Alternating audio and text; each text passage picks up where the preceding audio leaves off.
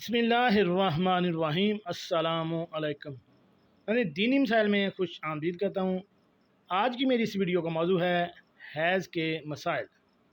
پہلا مسئلہ یہ ہے کہ جڑواں بچوں کے پیدائش پر خون آنے کا کیا حکم ہے، اور دوسرا مسئلہ یہ ہے کہ حمل گرنے کی صورت میں آنے والے خون کا کیا حکم ہے۔ چلیے ناظرین، چلتے ہیں ان دونوں مسئلوں کے جوابات کی جانب۔ ناظرین، یہ میری کتاب کا حوالہ ہے، خواتین کے مسائل اور ان کا حل۔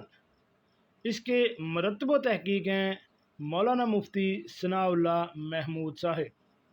اس کا صفحہ نمبر ہے 316۔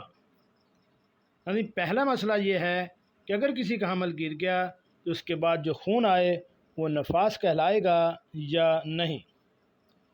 تو ناظرین، اس سوال کا جواب یہ ہے کہ حمل گرنے کی صورت میں اگر بچے کا ایک آدھ عضو بن گیا ہو تو گرنے کے بعد جو خون آئے گا وہ نفاس ہے، اور اگر بچہ بالکل نہیں بنا، بس گوشت ہی گوشت ہے، تو یہ نفاس نہیں۔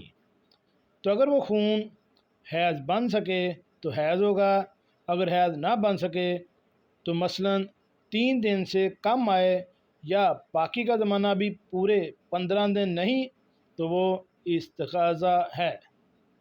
اسے بعض صورتوں میں استغاثہ اور بعض صورتوں میں حیض کہہ سکتے ہیں۔ ضرورت کے بعد کسی عالم سے مسئلہ دریافت کر سکتے ہیں۔ اس کے بعد دوسرا مسئلہ یہ ہے کہ جڑواں بچوں کے پیدائش پر خون آنے کا کیا حکم ہے۔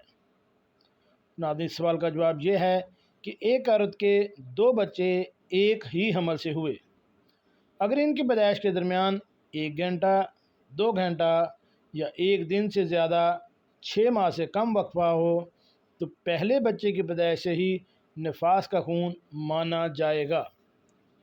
ناظرین، آپ کو یہ پتہ ہوگا کہ نفاس بچے کی ولادت کے بعد جو خون آتا ہے وہ نفاس کہلاتا ہے۔ یہ دونوں مسئلے مفتی عاشق الہی صاحب نے بیان کیے ہیں۔ اگر آپ کو ان مسئلوں کے متعلق کسی بھی قسم کا کوئی بہام ہے تو آپ ہمیں کمنٹس باکس میں کمنٹس کر سکتے ہیں۔ اس کے علاوہ اگر آپ کتاب کا خود مطالعہ کرنا چاہتے ہیں تو گوگل پر یہ کتاب خواتین کے مسائل اور ان کا حل اگر آپ لکھیں گے تو یہ کتاب آپ کے سامنے آ جائے گی۔ اس کا آپ صفحہ نمبر 316 کھول کر اس پر مکمل تفصیل کے ساتھ بھی خود مطالعہ کر سکتے ہیں۔